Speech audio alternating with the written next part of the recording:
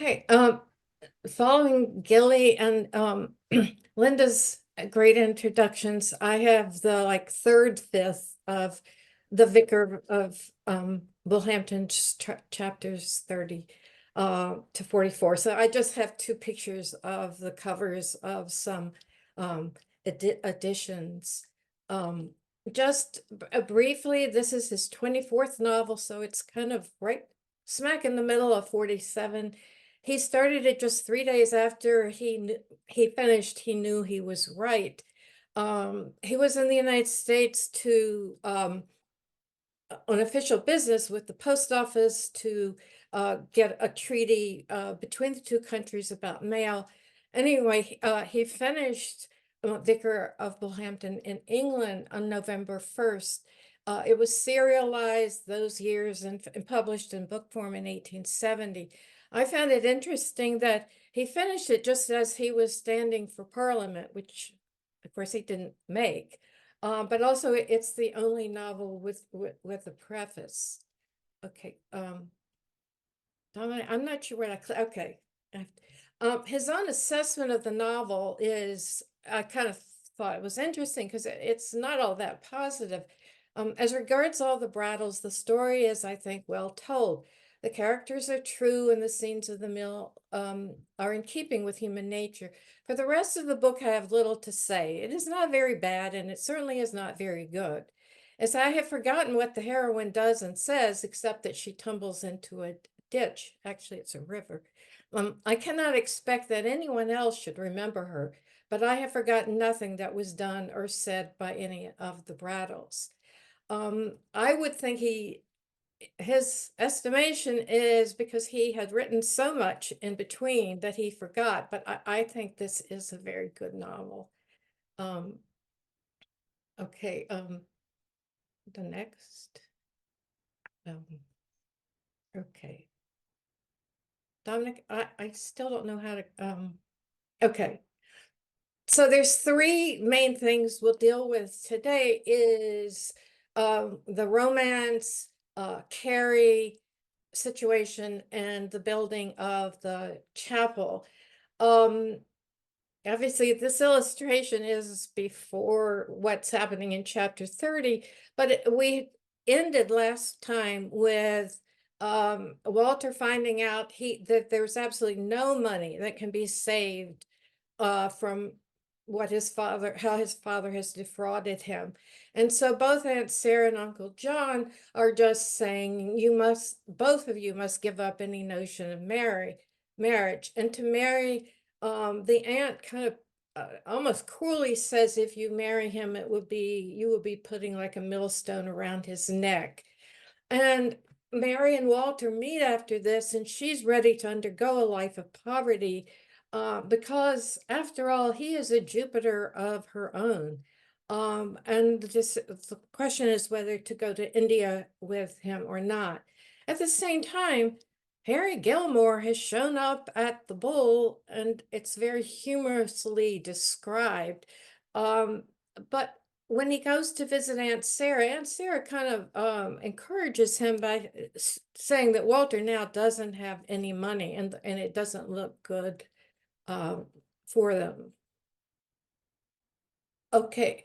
And here is an illustration of Parson John the uncle and Walter saying, let's be realists, kind of no money, no marriage. Okay, so what's Mary left to do? She's made to believe it's her responsibility to end the engagement, not Walter's. And she's pressured to write to him, and she does so after a visit from Janet Fenwick, the vicar's wife. His return letter says he agrees she's right.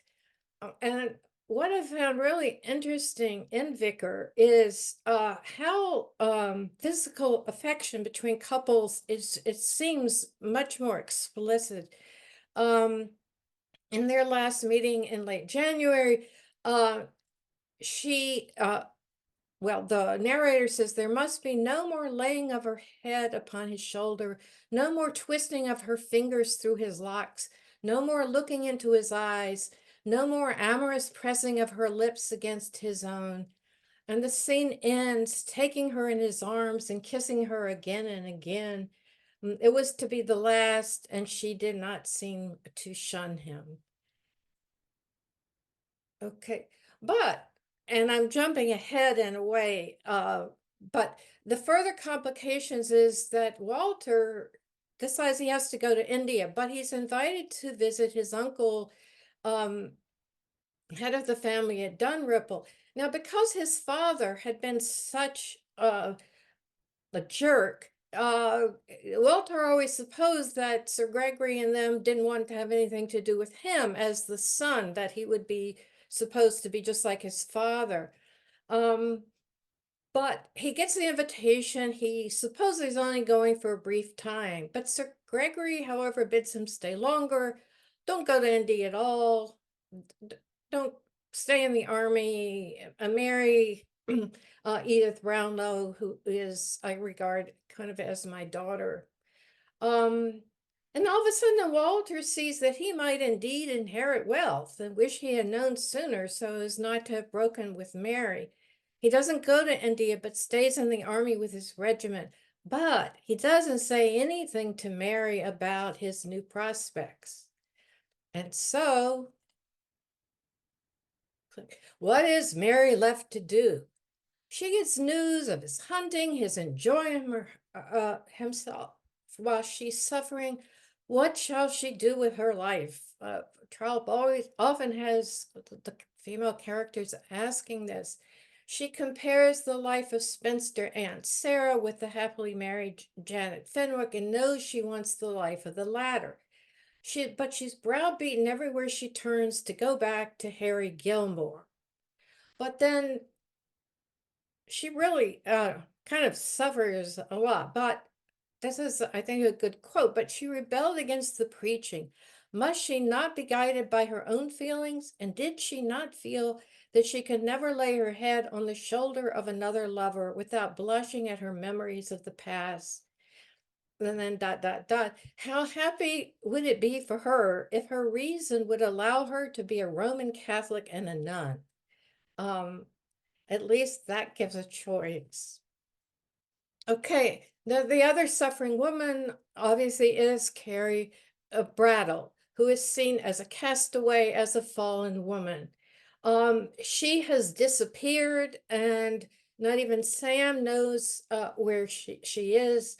Um, but we're now into March, and Fanny brings the vicar a letter from Sam saying they need money. He's found her, but they need money. And another week, next chapter, there's a note that they're in Salisbury at the Three Honest Men. What a name for a public house, especially since the publican is a very drunk woman who throws all this stuff and yells and screams at the vicar. So the vicar goes and finds Carrie at Trotter's building with Miss Stiggs. Before he leaves, and this is one of the things I want to consider, is all the reasons why people hold on to this idea that once a young woman has had sex with someone, not her husband, that she is um, an outcast. Janet, speaking of Carrie's sister, Mrs. J, who is no doubt a religious woman, but it is permitted to them not to forgive that sin. And Frank asked, by what law? By the law of custom. It is all very well, Frank, but you can't fight against it. And it is useful. It keeps women from going astray, to kind of be outlawed. Now, one of the things I want to think about it also is how the vicar, he wants to help her.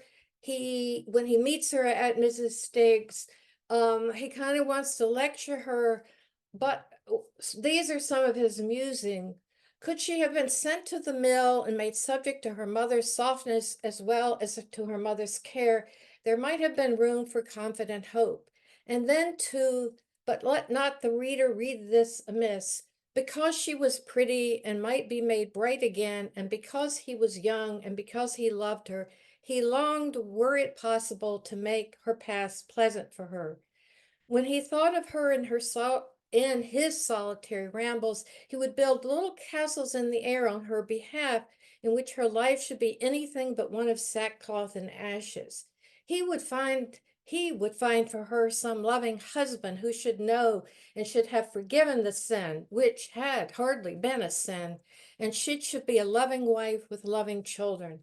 Perhaps, too, he would add to this, as he built his castles, the sweet smiles of affectionate gratitude with which he himself would be received when he visited her happy hearth. But he knew that these were castles in the air, and he endeavored to throw them all behind him as he preached his sermon. Nevertheless, he was very tender with her and treated her not at all as he would have done an ugly younger parishioner who had turned thief upon his hands. And I'm going to sum up let's see, can I get, okay. Um, Before I kind of sum up what that is, I thought that the conversation between George and Molly Brattle also kind of gives some of the dimensions of how the fallen woman is seen. As George says to the vicar, she brought it on herself and on all of us. And that seems to be a big thing, that this one sin taints all the relatives. She's been and well known broke the hearts of all of us. There wasn't one of us as wasn't respectable till she came up, and now there's Sam. But a boy as is bad ain't never so bad as a girl. And so you get the double standard there. But the vicar says what she needs is the personal countenance and friendship of some friend that loves her. What is wanted is a home in your own home. That there is justice, but the emotional humanity has to come in somewhere. Molly says, well, she's been and brought a slur upon us all, the vile thing. If you ask me, Mr. Fenwick, there ain't nothing too bad for her. And then he has, have you never read of Mary Magdalene? Of course, who was the sinner in the New Testament that Jesus forgave and accepted. Well, them days and ours isn't the same. As for Carrie Brattle, she's made her bed, she must lie upon it. Well, would you have her starve or die in a ditch? He tries to appeal to their humanity. Such as her don't starve. As long as it lasts, they're the best of eating and drinking, only too much of it. There's prisons, let them go there if they means repentance. So here's a kind of stereotype about prostitutes, that they're actually, whooping it up and doing better in terms of eating and drinking than the rest. And he asks, and you would do nothing to save your own husband's sister from such a fate? And I was taken by this. I don't know nothing of such women, nor what is their ways, and I don't want. I never didn't speak a word to such a one in my life, and I certainly won't begin under my own roof. But these are almost, fallen women are almost a breed apart after they have quote unquote sinned. And then this famous quote, people knows well enough what's good for them to do and what isn't, without being dictated by a clergyman. So take that, Frank. Um, oops. Okay. In a way, I summed up his motivations is that the vicar is very much, I think, a New Testament person with a great sense of charity and forgiveness for sinners. But what is a little troubling, or I don't know if it's troubling, we can discuss it, but his erotic attraction to Carrie, because she's pretty, he's willing to kind of go an extra mile. But also this kind of egotistical thing of getting gratitude for making everything right for her. Okay. Okay. Okay. And then I think I'll skip this because of time of what he uh Trollope wrote about it, because we have to get back to Bullhampton. And I love that. To me, this is the humor of this. Um Mr. Puddingham and the building of the New Salem Methodist Chapel right across from the vicarage. It was land donated by the Marquis of Trowbridge. We've already seen how he and thinks does not like the vicar. Uh, but the description of Mr. Puddingham is so wonderful. He had always previously enjoyed the privilege of being on bad terms with the clergymen of the establishment. It had been his glory to filch souls, as it were, out of the keeping of a pastor of a higher grade than himself.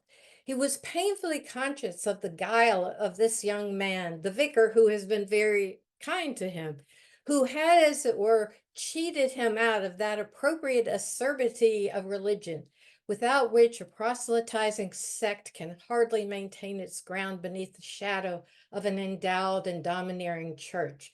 War was necessary to Mr. Puddingham, and so he's ready to go at it and fight. And so the vicar writes to the Marquis and ends it. I mean, he of course, the vicar writes letters. It's very nice, but he always kind of has to put something in at the end. No doubt life would be very possible for me with a red brick chapel built as a kind of watchtower over the vicarage gate. So would life be possible at Turnover Park with a similar edifice immediately before your lordship's hall door. Oh, the vicar is okay. His response: it was manifested to him that the vicar intended to declare that marquises were no more than other people. He was all ready to think, maybe I went too far with this, but oh God. And we know the vicar loves to kind of give it to people.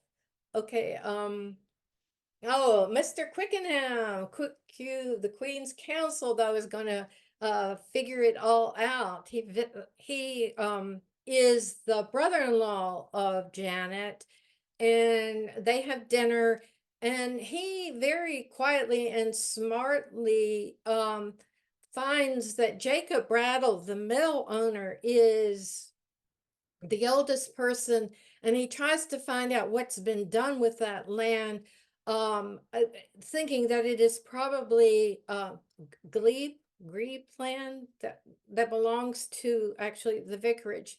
So he's going to do some quiet investigations. Now, one thing that struck me, because actually Sir St. George, the Marquis' son, kind of comes in here. But I thought one thing we could consider is the fathers and sons three cases. There's Jacob Brattle and Sam leaves at the end of January because his father cursed him for continually bringing up the need to bring Carrie back home. Then he struck at me with one of the mill bolts. And he tells the vicar he's going. Then we have Colonel Marrable and Captain Walter. The father has defrauded the son of his inheritance, and we don't have time to read. I really love the description of his father, but then you have the Marquis of Trowbridge and St. George. St. George had already cautioned his father not to make a big deal out of the vicar's earlier comments about the daughters, but here he reminds the father, in these days, marquises were not very different from other people, except that they perhaps might have more money. And he raises the very real possibility that the land might not even be the marquise's to give, and encourages them to tear a chapel down and pay for it to be moved elsewhere. And I gotta skip that. Skip. Okay, we don't really have time, but I was just taken by how much the vicar gets around and all the miles, especially when he goes down to Startup Farm. He goes to Salisbury, sees Carrie, and then goes down to Startup Farm. These aren't a lot of miles in our day, but um, you know, I just thought there's a lot of motion in this novel. And then the last thing is some questions. How would you evaluate the character of the vicar at this point in the novel? What are his strengths and his weaknesses? And what do you make of his mixed motivations in helping Carrie Brattle? If you want to compare and contrast the three father-son relationships, or forgiveness is often a big theme in Trollope's novels. Why does it seem to be in it's supposed to be in such short supply with the characters in this novel? But is forgiveness ever not possible or desirable? Okay, thank you so much.